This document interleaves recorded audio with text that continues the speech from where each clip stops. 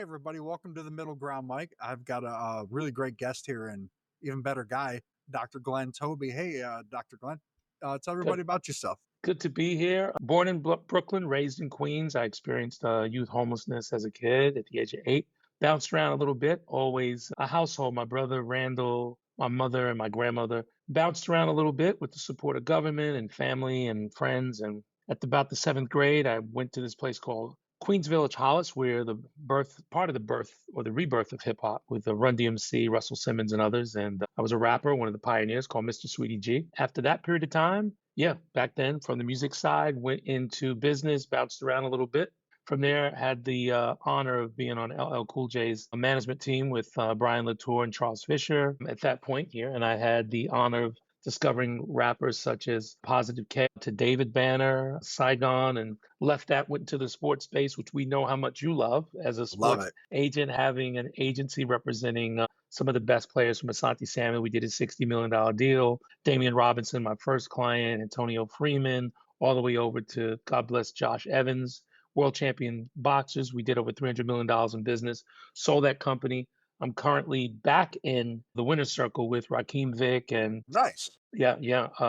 Brady Jackson, and we're doing something called the Winner's Circle NIL representing athletes. And I'm at RCP Capital doing venture capital work. And that's what I'm doing now as an entrepreneur, as someone that loves sports, that loves culture. So we're back at it again. Yeah, that is, oof, that's a lengthy background. So, like we had kind of talked a little bit about sports. For some of like the leadership aspects in today's world, right? The current climate we're in just in general. What is your experience with that maybe for some of like the up and comers in life, right? Like, hey, I'm pursuing ABC, or whether it's sports. Obviously you have a lot of experience in contract negotiations, and I think that's something that they don't really teach young people. I think, the nuclear family in our country has changed even on a global level. Macroeconomics versus microeconomics are where it is. People are concerned about the president that's in the White House. They're concerned about other communities and even their own instead of governing from inside the house. We have to be the president of our house. Forget the White House. Make sure your house is the right house. And when you do that, you govern with legislation, meaning your wife or your partner or your family or yourself, talking to anybody from the proper attorney or whoever helps you file your taxes or your money advisor, that we have to govern from within. I constantly say, you talk about community. Common community means common unity, but it is uncommon unity that moves the world. Yes. And if we're communal, meaning like from the traditional values of husband, wife, mother, father, even those that don't live together but still have family, I think that's what moves not just the money, it moves men, women, and mountains, love, understanding, grace, and mastering the destiny and being responsible for what our calling is to life. Yeah. That's what real money is. And I think definitely when everybody's involved in the family, well, it's a whole lot easier to master that, whether, like you said, people living together or not, everybody being there going, I think when there's two parties involved in that aspect, the best they can, right? I feel like the parents are a little bit more willing to go, hey, you're straying from where you need to be. Whereas when it's one parent, because I grew up for a while in a single dad household. Yeah, yeah, I will tell you, compared to my friends who had single mothers, it was definitely different. your feelings don't matter. We're Yeah, here to get this yeah. done, Wow, and wow. obviously that wasn't like a long-term thing, but it was definitely different, and I had seen my friends go through it, but just having those parents there to sit there and tell you, hey, what you're doing isn't right. Yeah, This isn't it's going to put important. you right. And I think sometimes when you're by yourself, I know my dad seemed a little bit more, hey, let's make sure everything's okay. My dad's version was, don't bother me. Don't cause me have to leave work. Don't, as long as you do that, everything's fine. Get through it. Whereas when you have that, double parent household, while one person's pushing that, the other person takes on the different aspects, of child.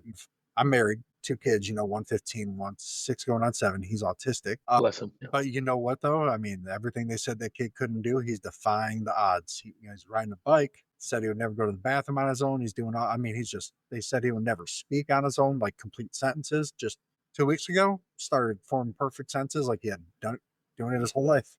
And still growing.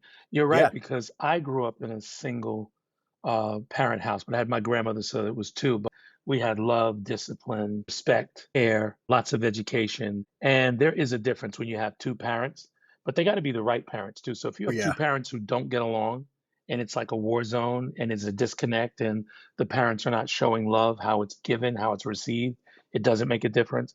Even me, my mother had a bout of mental illness, but the love was there, the connectivity was there, the grace was there. So I missed nothing. Whatever I missed out of that household, I found it was my responsibility to get it Yes. to be the, because they told me, here's where you are, here's the greatness in you. These are the greater parts of life, education, culture, religion, understanding. There were no limits in my life. Whatever the limits were, they gave me enough power, information, and preparation to know that I had limitless potential with limitless value, and I worked without limit, and that's how I got to it. So we have to parent ourselves. Our parents raise us up, but society rises us up, and we're responsible for every step and every breath we take. Yeah, yeah, and I definitely think in schools they don't push that enough, or in a lot of it doesn't seem like in a lot of homes these days.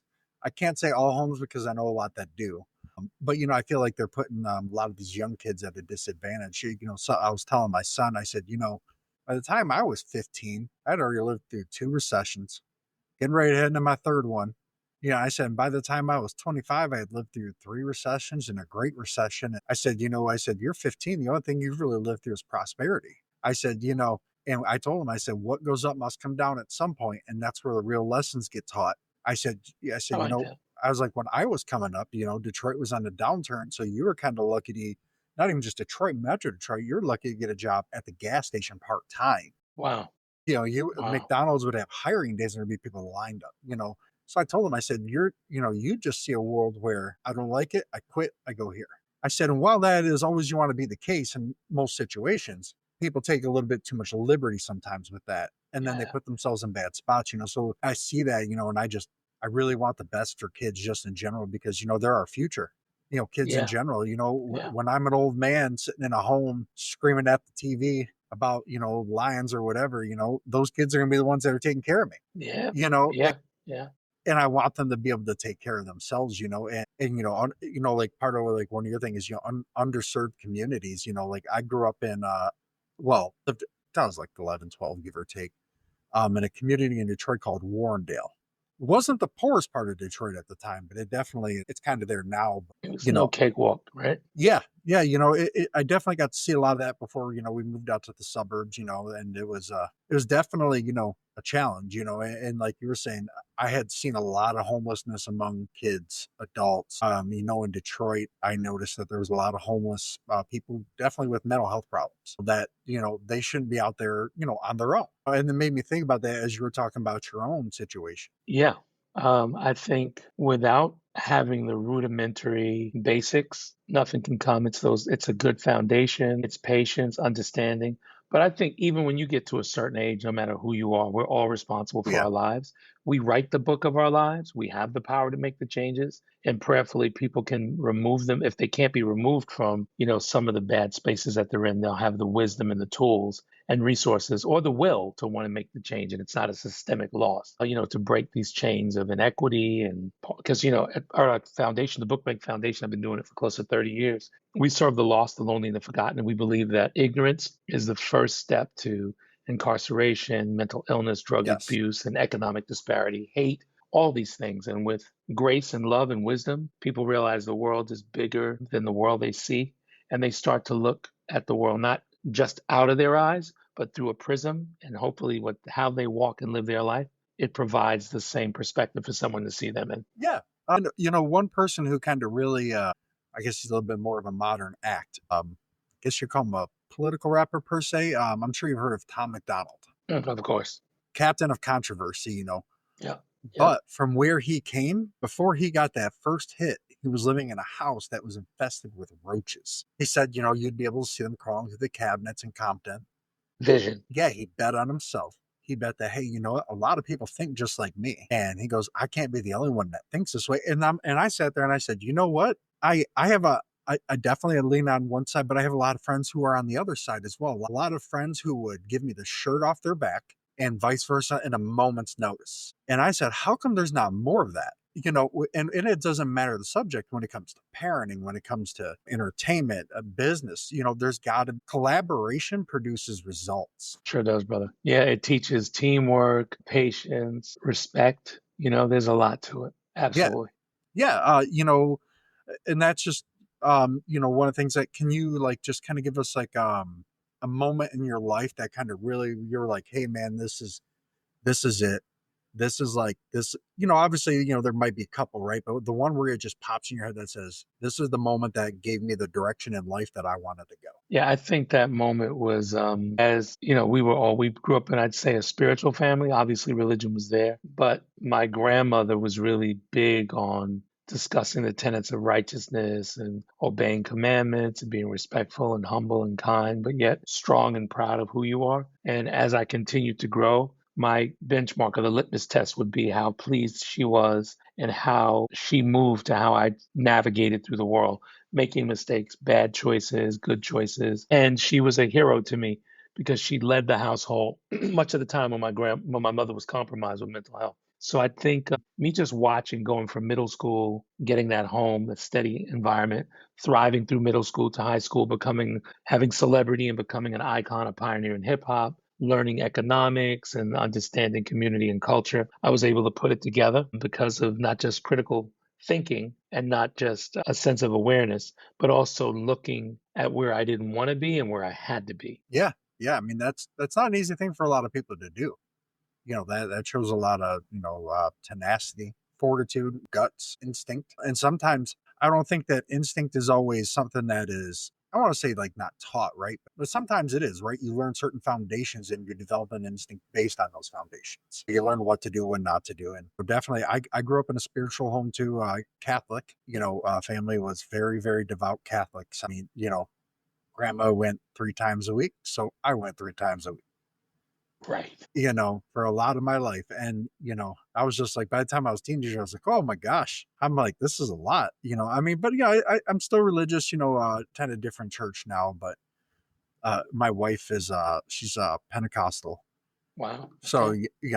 definitely a little bit more traditional than the Catholicism. Deep. Yeah. And she's a good woman. I think that's something I definitely learned from my dad, and, him and my mother weren't together. My mother, just having that one good person in your life, man, that, like going back from like that moment, and my wife, because I was kind of a guy where I was just kind of content with where I was, just kind of just move it along. Pushing through life.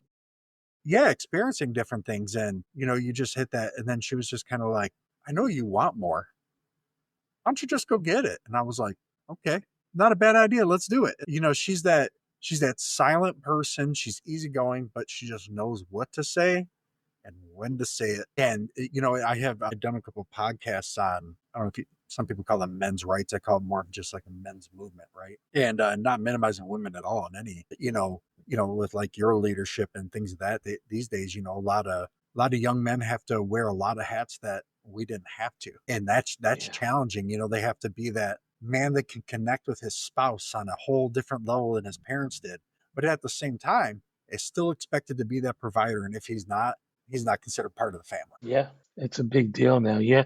And in terms of people having the proper tools and the material meaning their life experiences, mental health care is so important. It is imperative that people match up with somebody, whether it's a rabbi, and a mom, a priest, a therapist, family member, a friend, or a group, in order to all of you watching and listening to us today. It's so important that you have a choice and you have a chance to iterate, make changes, and appreciate the opportunities that are there for you. So even if you can't get to it, people are hampered by choices made by their parents or even their own choices. We have to be patient to address it honestly, and we can change it. We can do more good than bad. Yeah, I mean, and I'm not gonna lie, folks like you, they make it for people want to, and they see someone who went through that to get to where they are now. I think that is so important, especially considering today. Well, I don't know, 80 years ago, 1950s, I believe it was like 60 or 70% of wealth was created from the bottom up. People, coming from the ground up. I think it's only about 50-50 now, where a lot of people now are kind of getting carried over, that generational wealth. And so, and what I think is lost in that is there's a lot less examples of people who said, you know what, I didn't know nothing, and now I'm here. Case in point, one of the robber barons, J.D. Rockefeller, couldn't read or write, Right. created, Inspiration, passion. yeah, and he created Standard Oil. I mean, essentially what we call Exxon today. If it wasn't for him, who knows when gasoline would have came around? And his was just more, what do I do with this byproduct? I have no idea what to do with it. And he didn't know. He had no scientific background per se that much, but he knew and was smart enough to say, but I'm going to find some people who do know more than me. And I'm going to put this in their hands. I think JD Rockefeller, I mean, Thomas Edison's another good example. Henry Ford, a lot of those guys, Tom McDonald, like I was saying, one of his, I don't want to say good friends, but one of his cohorts, if you want to call it, Adam Calhoun, grew up in the streets of Chicago. Those guys really just, to me, those guys are examples. Things like that are examples that people need to be shown rather than the guy who, and I'm not knocking anybody who has wealth given to them. Hey, Yeah, I mean, yeah, yeah.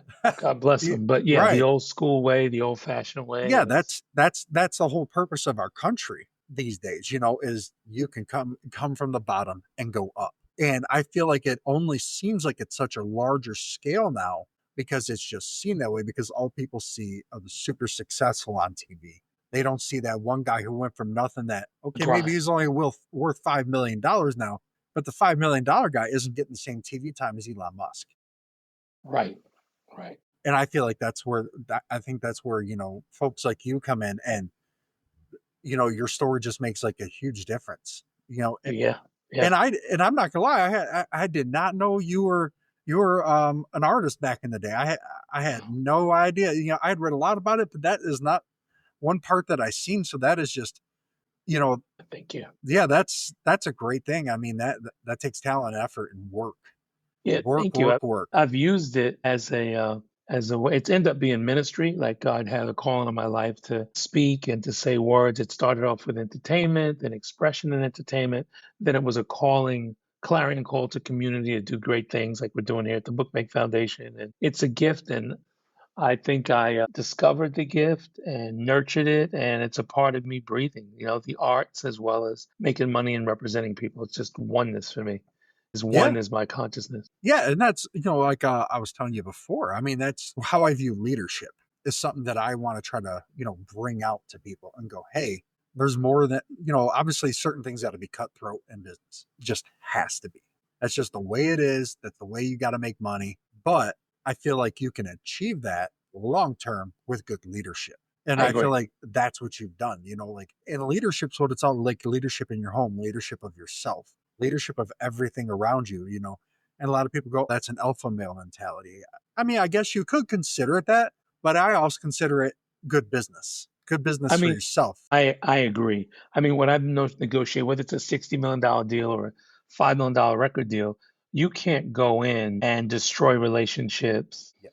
and be disrespectful and not give equitable value. You can out negotiate somebody to get what you want, but you need to always return the value, or Yes. you're a pirate, basically. So the natural art is making a promise, over delivering, and being steadfast and determined to meeting your goals and staying honest with ethics, because there aren't many people today who are practicing that, and it's essential. Yeah, yeah. No, it definitely is. Especially when you're negotiating deals, I kind of attribute that to a lot of certain things that I've done too, and, like you've got to just treat people with respect. Like you were saying, you got to bring that value to the table.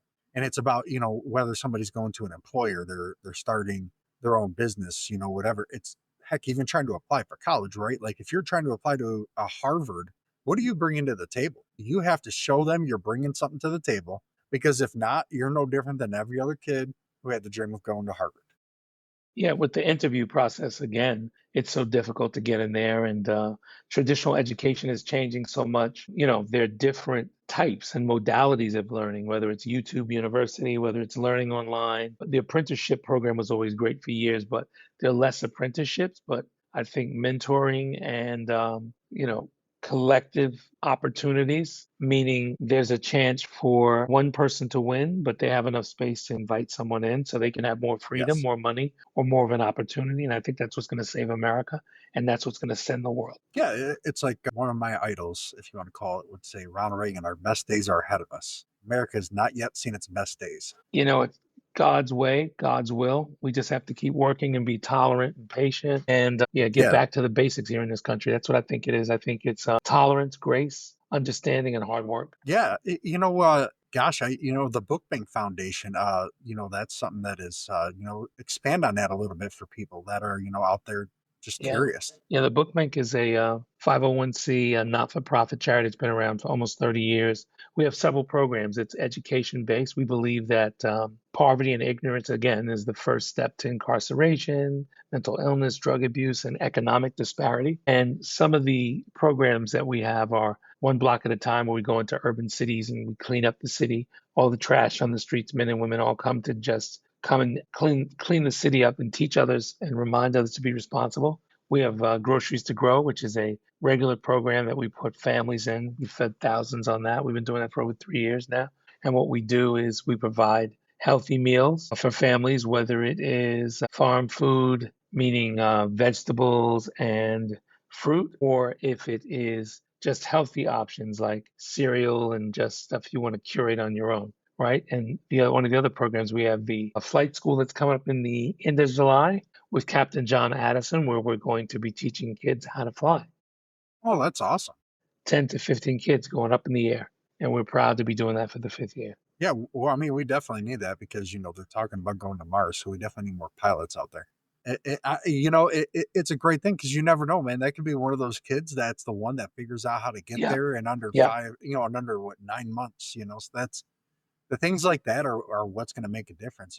If you guys ever need some children's books, I'm going to have a whole lineup coming out at the end of it, and I'll get you. I will go. Well, yeah. And I have a children's book, which is Little G Faces the Brooklyn Bully.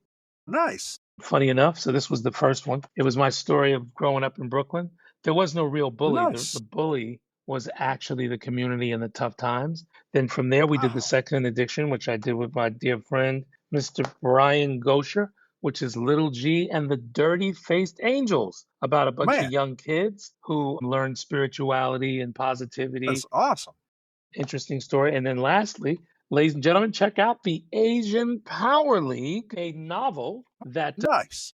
is about Michael Ha Young, who's a business mogul. Heck And yeah.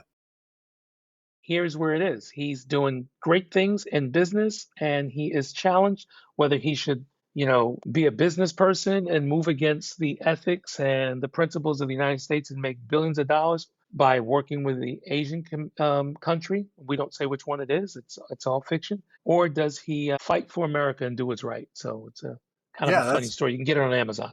yeah. Hey, that's always a challenge when it comes to fighting for being a patriot is sometimes not cheap nor easy. At all. That's always that's rough. And that's great that the things you're doing with the Book Bank Foundation. I mean, that's just Thank you. I mean, communities need more and more and more like that. Here in Detroit, I know Kid Rock's done a lot of things like that. Eminem has. Yeah, they step up. Yeah, I mean, no diss on them. Jalen, your boy, Yes, yes, no with diss on that school. Eminem. Yep, I'm sure teaming you've up. heard of Mom Spaghetti. Yeah, man, it's big. It's big, but it's not your mom's spaghetti. That's all I gotta Yep, say. yep, yep, yep. But yeah, he's done a lot. A lot of names. I mean, God, I don't know. I'm drawing a blank. Bob Seger. Bob Seger did a lot here. So did Alice Cooper. Funny quick story about that is my aunt, my dad, and my other aunt all grew up with Bob Seger Wow, and Ted Nugent, and I should have brought them, but they have pictures of when they were all teenagers, just hanging out in wow. Detroit. And that's back when Detroit was just, I mean, it still is a music city, right? But that's back when Detroit was really all music, Bay besides City the roller autos. days, huh? You don't Yeah, know about that. I've heard it, but I don't know it. But I've heard it. I've heard my dad say things about that. My dad used to tell me it's just, back then outside of, the auto plants, it was auto plants or music. That Check it was out, brother. Detroit. What a history. Yes, absolutely, man. Yeah, I In mean, so many ways. And then not just Detroit, but even the surrounding cities in Michigan have provided a lot, from education to medicine, academics, entrepreneurs. yeah, Amazing, amazing state, amazing people. Steve Ballmer, CEO. Well, I don't think he's the CEO of Microsoft anymore. I think he stepped down. One of the founders. Yeah, he was from technically from suburbs of Detroit, like Farmington Hills, I believe, or Novi, one of the two Mm, cities, technically mhm. where he was from. But I mean, gosh, I mean, look, while he didn't come from Detroit, Barry Sanders to me is his personality is emblematic of this city. Just cool, calm, collected, go to work, do your job. Straight to business. Straight Yeah, to business. gosh, I had the privilege of meeting him back in 19, and they had like a little dinner thing, and great guy. I mean, just great human. I mean, Took the time with you, yeah? yeah, it was awesome. I mean, I didn't expect it. I got an email one day that said, "Hey, this is you won this, blah blah blah," and I was like, "Well," and he football fan, not just a Lions fan, says no to dinner with Barry Sanders. Yeah, and I worked. I think we did some shows with him, some fundraisers with some of the players that we've represented, and rock solid guy, left on top, ethics, principles, Yeah. his life, Same with living Calvin your own Johnson. life. Yep, Now, being in shout out. Georgia, have you had any dealings down there with him? He actually owns a penthouse in a building that I had an investment in. Nice. Yeah, and I think he has some dispensary stuff going on up Yeah. there as well. Oh yeah, he all still very him and gosh, I forget the it Family was a, man. yeah, I forget the it was an offensive lineman that when they pretty much both left, they went in the business together. I can't think of his name, just drawing a blank off the top of my head. But yeah, they started dispensaries up here, and I know they he's done well. He's done well with it. Real yeah, guy, family man too. yeah, in this community up here, even when he left, some folks were a little salty, but you got to understand his perspective, and you can't pick your feet up off the floor no more, and your team does nothing but lose. I mean, it's kind of hard to get him to go to work every day. Especially when you've made over $20 million. Yeah, yeah. I mean, he he gave the city everything he had, and he still comes up here, and he's at up. If not every game, almost every game. The Fords, Sheila Ford, mended her relationship with him, and she actually flew down to his home in Georgia, went to his doorstep, and knocked on his door to get that process rolling. This Mm. billionaire lady recognized the value, like we were talking about, the value he brought to her business and said, this went wrong. I'm going to fix it myself. She didn't send an envoy. No, no, no. She went to his home. And got it done. Yeah, he part of what he said is that really impressed him. Resonated with him. Yeah, Yeah, yeah. like Moved him. she didn't. I mean, she's worth billions. I mean, she could have easily went on like her parents did, and no shade towards the parents. I mean, Martha Ford's still alive, but William Clay Ford was just more concerned with selling the tickets. He did not. Do I think he wanted to lose? No, but getting that Super Bowl title was not as much of a priority as it is for his daughter. That's beautiful. Yeah, that's what You it's know, about. and Family. and you can just tell in the results. I mean, but from what I've understood as well, your background in sports, is it really common for the owners to meddle? So I've found you've got four type three actually. There's some people that run it as a sports business. It's an ecosystem, total vertical integration. They're counting everything from off-field activities, how it affects the community. They have a community outreach, or they're able to maximize the brand value of the team. Then you have some people who love the sports. They're enthusiasts. They're committed to the game. They love playing the game inside the white lines and outside because most of the game's played off the field or the court. And then you have the last ones who are loyalists, who are like doing anything to win, like the George Steinbrenners of the world. There aren't a lot of guys like that. Even Jerry, as he built the empire with the Dallas, there were times that he would lay back a little bit and not try to react on every issue, every matter. But I tell you, it's worth it doing the dedicated to the fans, dedicated to the business with an understanding of measuring the politics. Your franchise is going to be worth more money. You have more growth and you're able to control more from trends to fans to the experience, which is priceless, especially as it starts to grow. And because it's a global sport now, so I think a lot of people are looking at the brand recognition and the style of going to market and staying at market, like what the staying power is. And if you do it equitably, you're going to have a franchise that's worth billions. Yeah, you probably heard of him, Mike Ilitch. Oh, of course, He he's done a lot for that town. and something that he did that I didn't know about, and I don't think I think they said not even the media here knew about until after he passed away. When he passed away, Rosa Parks, she had pretty much no money. The He took house. care of and all her bills, her home, everything for the rest of her life. He took care of, and he made sure that it stayed under wraps. He wanted no publicity. He recognized what she had done and said, "This is where I'm somebody in position," and he stepped in and he did the right thing without the recognition. Honored her, yeah. I heard that story. And this is where she was robbed, or somebody robbed her house, or snatched a hamper. Something happened I to her? believe essentially the money that she did have was taken. I believe I don't know if it was. I think it was through Scam? family, yes, scammed family, something of that nature. I forget the exact part. The most of the news story just kind of focused on what Mike had done for her, and it was kind of talking about the sports thing. Is well, now her son owns it, but the Detroit Tigers and Detroit Red Wings. Mm. You know, Man, not a knock on Chris Ilitch, man, but his dad definitely knew that he had to spend a lot of money to make a lot of money. Where Chris Ilitch he is ironclad with them purse strings, man. Yeah, He does not want no, to spend a nickel more than he has to. I get it, but look at your city. Your city's a tough city, sports loyalists who, a lot of people don't know. A lot of Detroit fans are still fans of other sports and other players, Mhm. but Yeah, Detroit, Philadelphia, New York, and Los Angeles, New Orleans, I mean, these are Chicago. teams, Chicago, DC, Boston. So, yeah, Yeah, that's the price of being number one sometimes. It's a lot of losses until you get to the win. yeah. Mike Ilitch, God bless his soul. That man spent a lot of money trying to win a World Series and was never quite able to do it.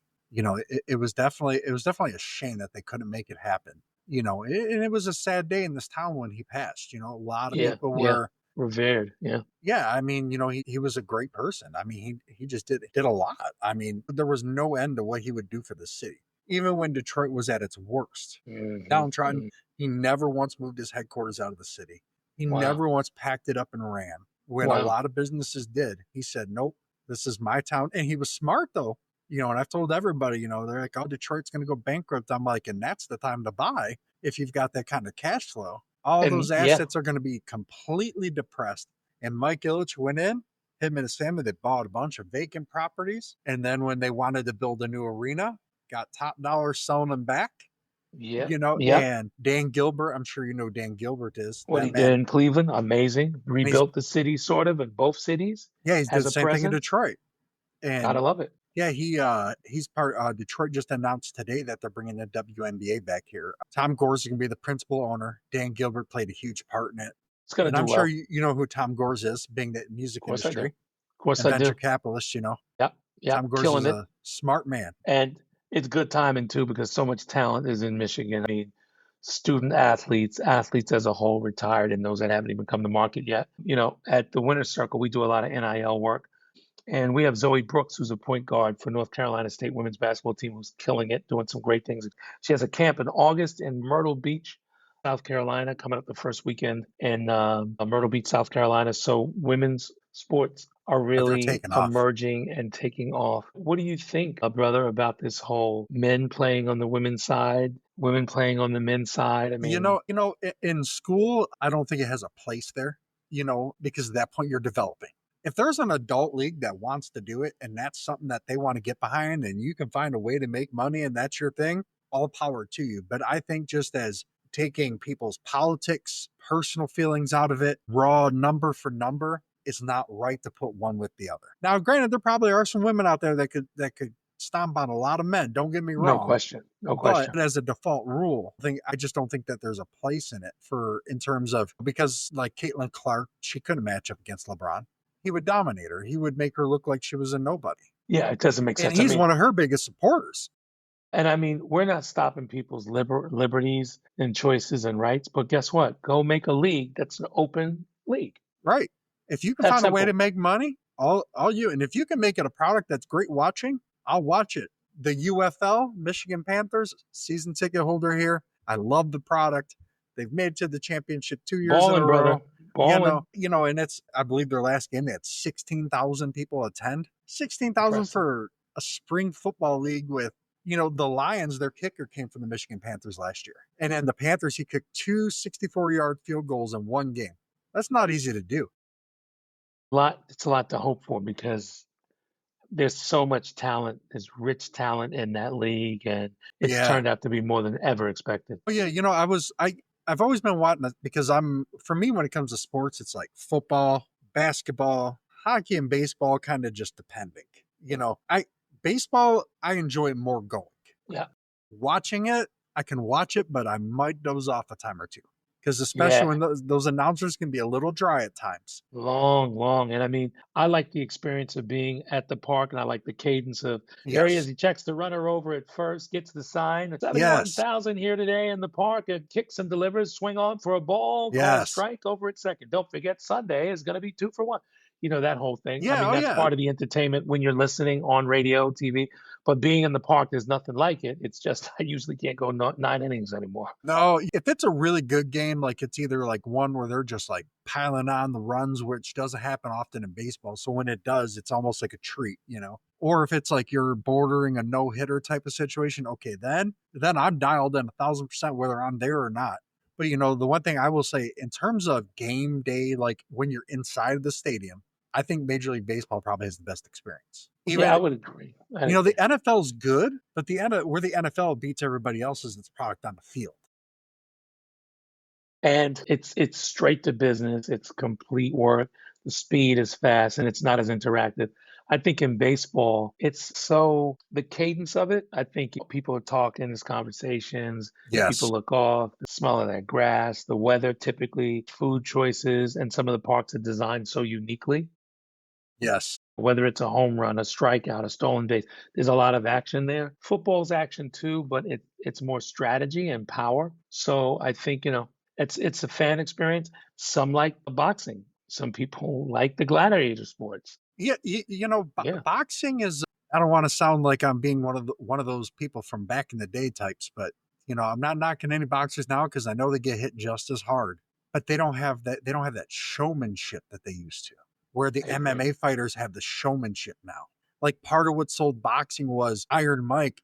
Yeah, he was great in the ring, but he just had that look, that showmanship to him. You know, those guys, they just Butterbean was just a guy where he's like, "Roar," out there, but when he hit a guy. I believe he almost killed a man in the ring one time. He was and Maybe a the MM, few. yeah, the MMA is kind of now where that's at. You know, Dana White and Joe Rogan and those guys. Genius. They really Genius. took that from a nothing to a Obscurity. Yeah. yeah.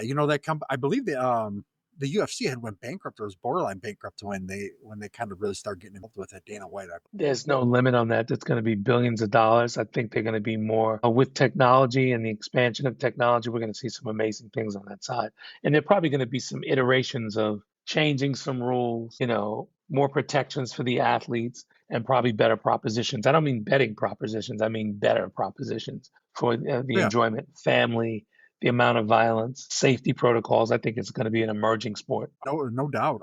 But I will say, in terms of just not knocking any of the gladiator sports, but hockey players, those are some tough guys. I mean, I remember, back in the day, Bob Probert, Mm, and for the Red Wings, I mean, he was the enforcer, bruiser. man. I mean, Steve Yzerman, it's so crazy when you see him, Steve Yzerman, he's the GM of the Red Wings now, and he's on TV, he's got all his teeth.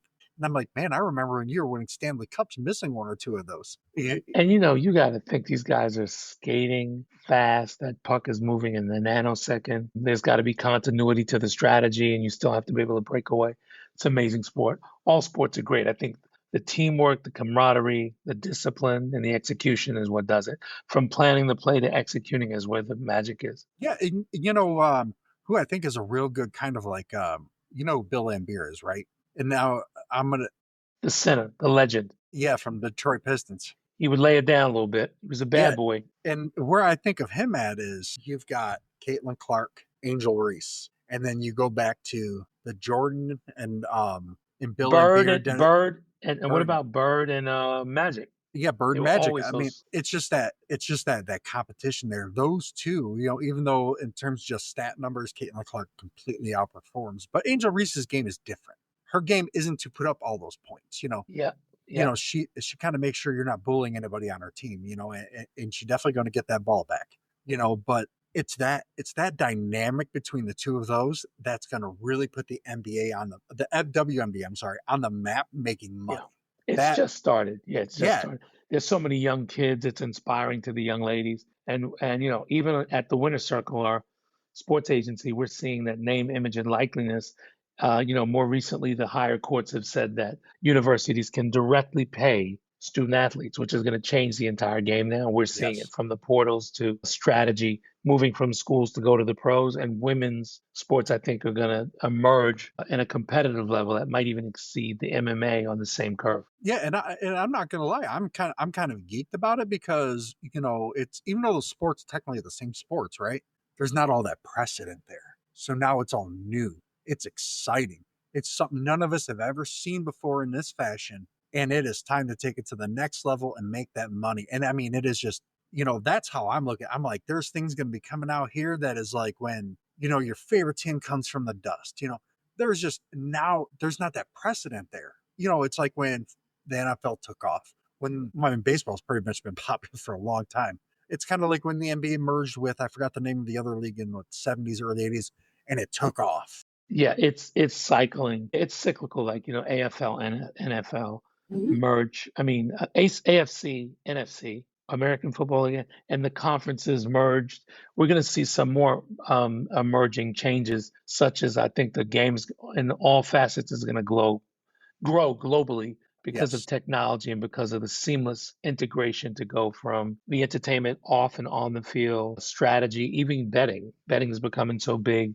They're Yes. normalizing it, but it creates engagement, which is going to create money. Yeah, I'm a when it comes to betting, I've got no problem doing a little tiny bit of betting, but I will not bet when it comes to the Lions because I am not afraid to say that homer factor hits in, and then I will make a terrible choice on a parlay. And so I just said, you know what? That's the one thing I'm not touching because I don't want to ruin my experience for my team.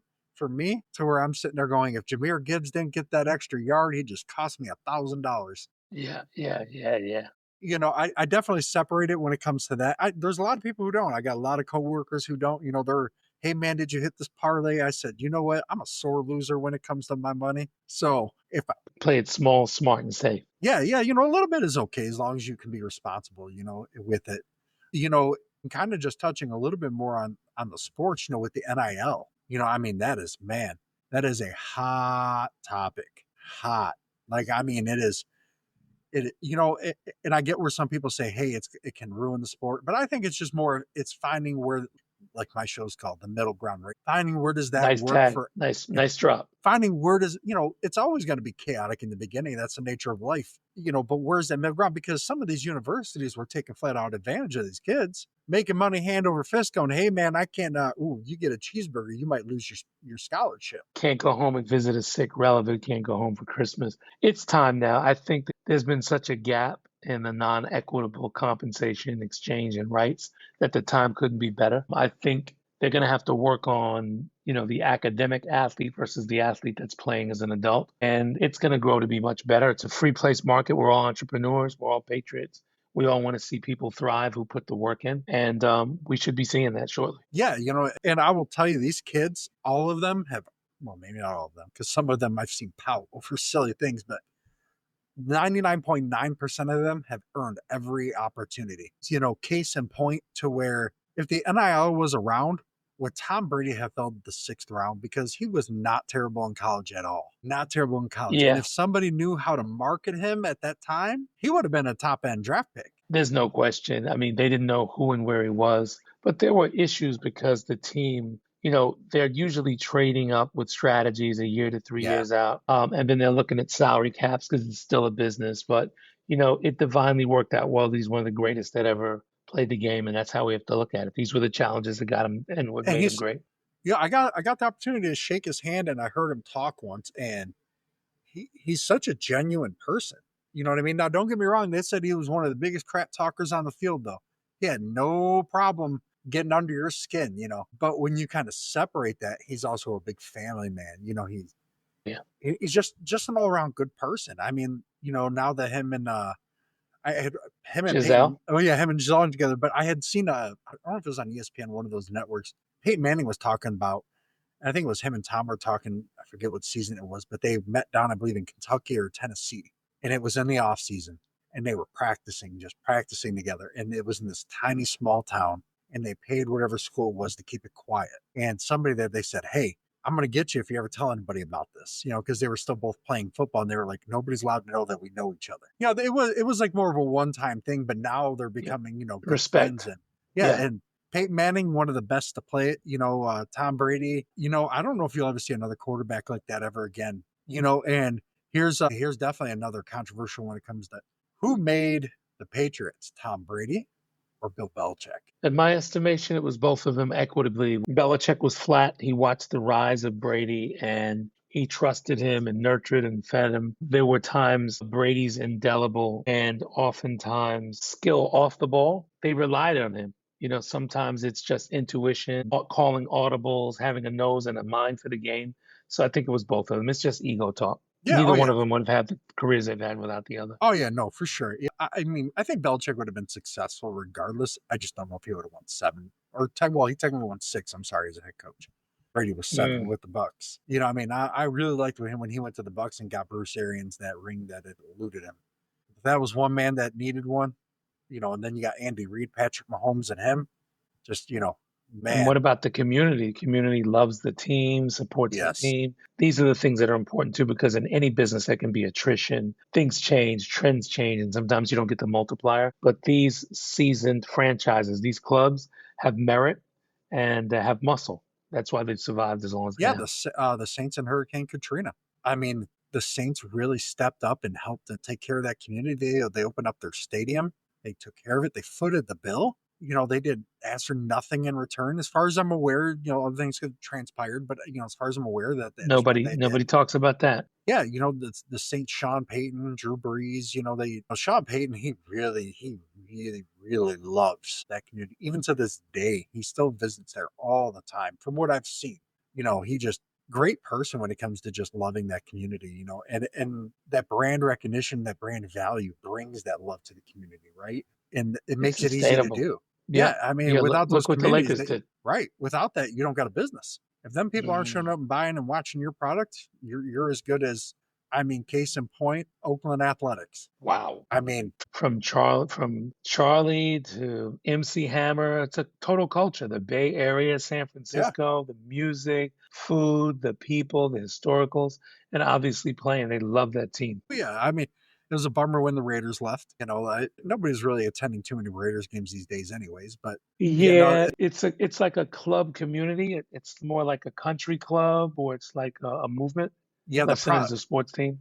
Right, yeah, the product of the Raiders just hasn't been there for since Al Davis passed. It just hasn't been a consistent product. Al Davis, I don't always want to say if he necessarily always knew how to win, but he knew how to put people in a position to win. And that was where he was smart. I agree. I agree. I think, technology is now such a big part of the game that the game we've known has changed. I mean, from Jack Tatum and these hard-hitting guys from back in the day to the miraculous catches from, Lynn Swan, who's at the Steelers, and all these changes over the decades are evidence that this sport and all sports are going to change. You might have one person that, likes to stick to the old fashioned way of playing with the rules, but the rules are going to change. I think as genetics change and as people change and opportunities change with and without the team. Yeah, one person that I think is a diamond in the rough that's going to be a future star executive down the road and taking the game changing is who's underrated here in Detroit that actually got a interview for a GM job.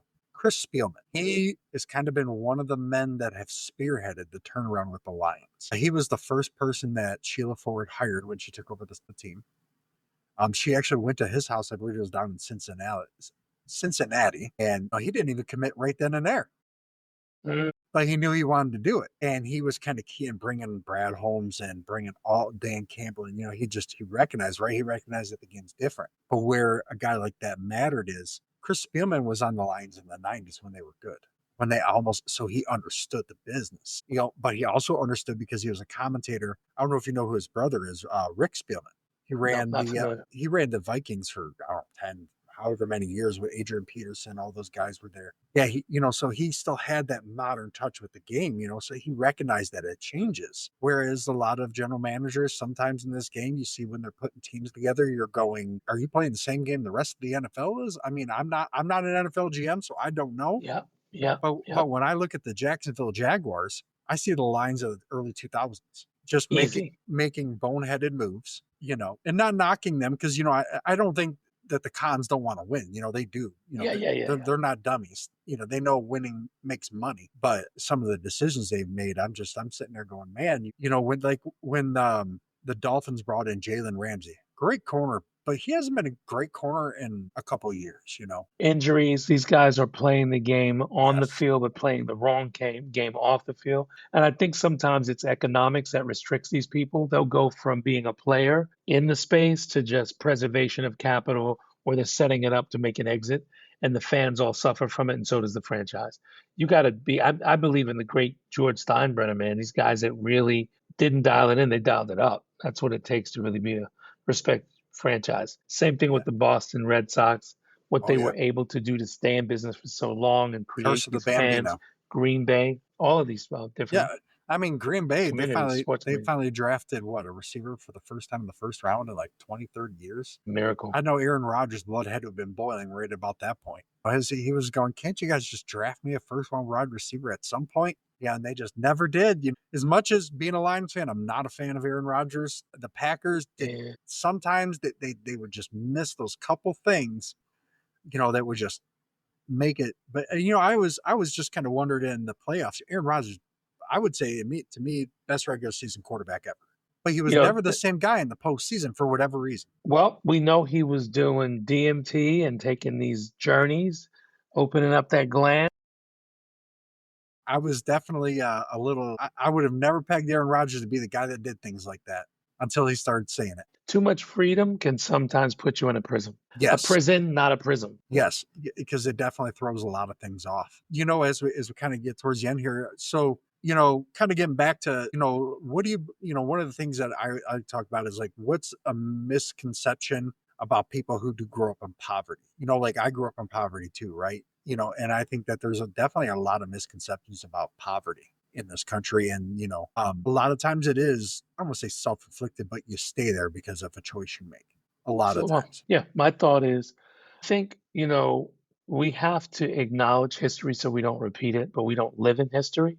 We live in his and her story, which means your story or her story. Right. And that's what we did. Whether you look at, I've never been one to earmark or to make designations or comparisons to 400 years of slavery, Jim Crow, and civil rights. Besides identifying something that happened, learning from it. Okay, how do I make sure that this never happens again? How do I move forward to forge to where not just my ancestors, but all ancestors are pleased that, we're following, it's a clarion call to humanity. People talk about religion, race, creed, color, and I've always seen myself as a human before I was just a black man. I've always seen myself as a good man before a poor man, and a better man when I was poor, but not because I'm rich, but because I'm richer in spirit. So these are all elements of truth. And how well are you healed from these factions? And it's not just race. I mean, so many people are compromised. You look at the things that are going on with the current administration, a lot of people are going to be compromised. A lot of people are going to unfairly be treated and sometimes meet misfortune. But how do you work through it? Yeah, Um, you know, that's the key. my family, we believed in the tenets of education, wisdom, spirituality, working hard, and honesty, right? And we've not always practiced this at its highest level at all times because that's how we learned to be better. But I went in and did the work, made the adjustments. You think like a slave, work like a master. Master your own destiny, be a slave to the work and God, and it'll bring you freedom. Yeah, we were talking about that earlier, mastering it, being a leader in everything you do, putting yourself, just in order to lead your family, you got to be the best of yourself. Have you ever heard of I guess you'd call him rapper, Dax, DAX? Yep. Yep. He's got a song, To Be a Man. I think probably one of his best songs. I really like watching up and coming guys, who just Telling come the from truth. I'm not familiar with yeah, his artwork, but I've heard of him. And that truth, I mean, art has always been a place for storytelling, whether it's the beating the drums in the African tribes, whether it's in Greek storytellers and philosophers, or even in Rome, oftentimes the comedians and musicians were talking about what was happening in community. And that was the voice of the people before traditional newspapers and broadcasts. yeah. I mean, if Rome had the technology we had today, I think we'd probably have a one world government. Wow, facts, brother, They were because they were that's what it was. they were savage enough to they wanted everything and they weren't stopped until they got it. Problem Yeah, is and they yeah, got too big and didn't figure out how to communicate from one end to the other.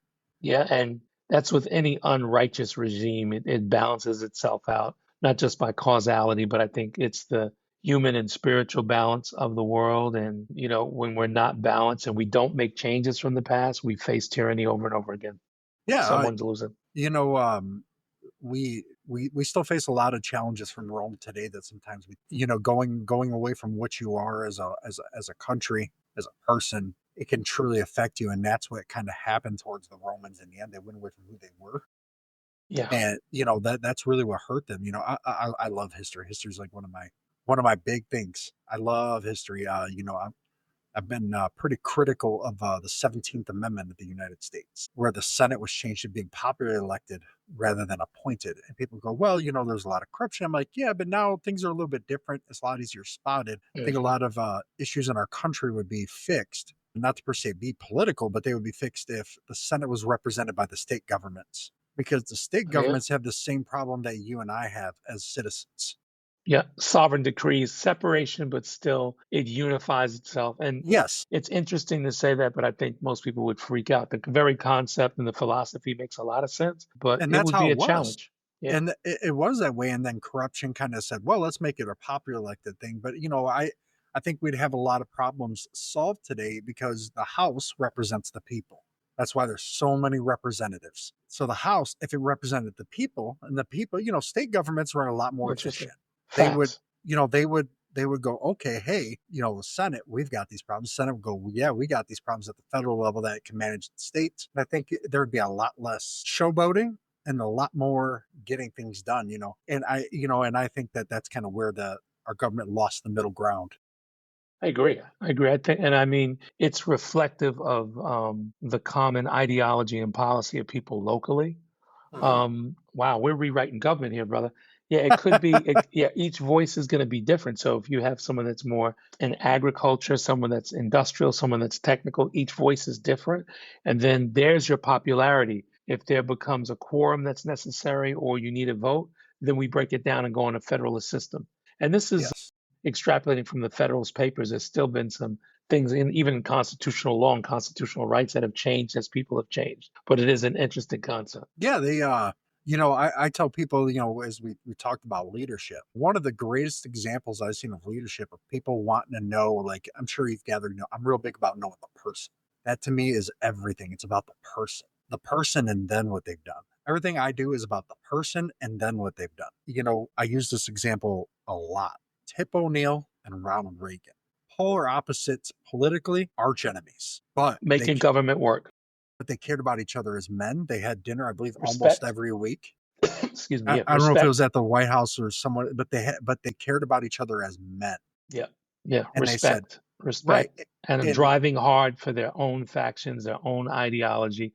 And there was public sentiment, which would kind of be indicating what the common minds of the populous state or nation was. And there was a little bit of transparency that Reagan took hits on, but that transparency can sometimes help us make the changes. We've seen it in the current administration where sometimes that yes. transparency isn't there, whether it's right or wrong, or maybe it works or it doesn't, but we have to stick to something. And some of these challenges that you're talking about and ideas are something we have to look at and maybe forced to look at in days to come, if not months to come. Yeah. An example of the current administration where I felt they really did a good job of reaching, trying to go, okay, how do we find a middle ground? They got a Kennedy to convert to the other side. They got Camelot to jump ship. But the great part about it was it wasn't about party politics. It was about what's doing what they felt was best, whether you like them or not, was doing about what they Constituency. felt was best for America. A lot of things that, Constituency. That's what it's yeah, about. The constituents, the people, not what's written by the Constitution, but those that have to read it and write it by how they're living. yeah, a lot of people don't know that a lot of our founding fathers felt that every generation should revisit the Constitution. You have to today. Yeah, we'd have a vastly different country if we did. It would be nice. But I don't hate my country at all. There's a lot of opportunities that we have that I feel some people don't get the opportunity to be in the positions that they should be in. Yeah, yeah. And some people don't understand it or they get people get lost along the way. But listen, this is a perfect example. This is why you guys need to tune into this podcast because people like us are sharing ideas and saying stuff that you Right. guys won't.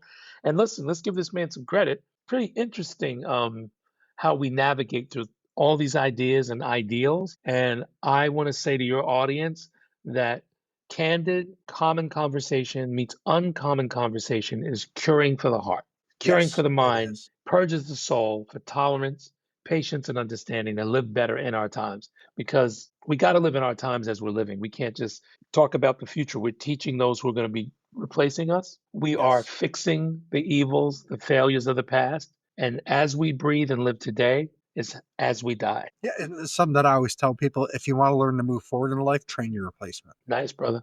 Kind That of dropped the mic. that's a hard pill to Wow, swallow that's nice, brother. It's nice. because, at that point, you're looking over your shoulder going, "Is the student gonna pass the teacher?" But it's something that I learned in business, and it's how you become successful. Train your replacement. It's real. It's And real. that's something that my boss of he's been my boss almost 20 years in some shape or form. We've just kind of moved up the ranks together. He's always been one or two steps ahead of me, but man, he always told me, he said, "Hey, he was a district, I was lower," and he goes, "I want to move forward. How do I move forward?" He looked at me and he said, "I move forward. Train your replacement." He goes, "Even if you're the greatest thing ever since sliced bread, what am I going to do if I move you and it turns the dust? It don't matter." So if you want to create opportunity for yourself and you're in a corporate structure, train the person below you to take over for you, and people are going to recognize that. How you give it is how you'll get it. How you Yes, teach it is how it's taught. And yes, how the teacher and the student have an understanding is what moves the nation, moves the community, moves the man or the woman. yeah. Like I had said in the beginning, you got to see where someone can be, not where they are when you're developing people, developing leaders, and when you're doing that, training your replacement to put that person in a position to win. It's our job to put people in positions to win as leaders, and then where it goes from there is where it goes from there. And if you want to still be the leader in the end, you got to learn to be better. I like it, brother. Well said. So, This has been awesome. yeah, I appreciate it. And if you ever, I'm all about having regulars. If you ever want to come back on, especially as we get closer to the sporting season, I'm sure that probably kicks things into gear for Listen, you. let's get through training camp and let's get to, I think just after training camp, just before NBA season, we'll be right back. I'll do a remote live from either a locker room or somewhere on the field at a game. Man, that'd be the greatest thing ever. And you know what? I appreciate it. And this has been one of the greatest experiences I've had in a long time, and got a lot of great insights, man. And I can't thank you enough. It's an honor and a pleasure. And I'll tell you, welcome to the winner's circle. Next time, when we get closer to the fall, I'm going to have Brady Jackson and Rakeem Vick. People at this agency, we're going to be challenging because you got so many great ideas. We're going to have some fun with sports. Maybe we'll do a push-up bet or something really fun. Oh yeah, So man, I would let's love it. do it. Let's do it, Yeah, let's brother. stay in I'm touch. ready. I'll shoot you my email, my phone number, and everything, Please and do. shoot you everything over there. All right, you Please have a do. good day. You I too. When is appreciate it it, man. posting?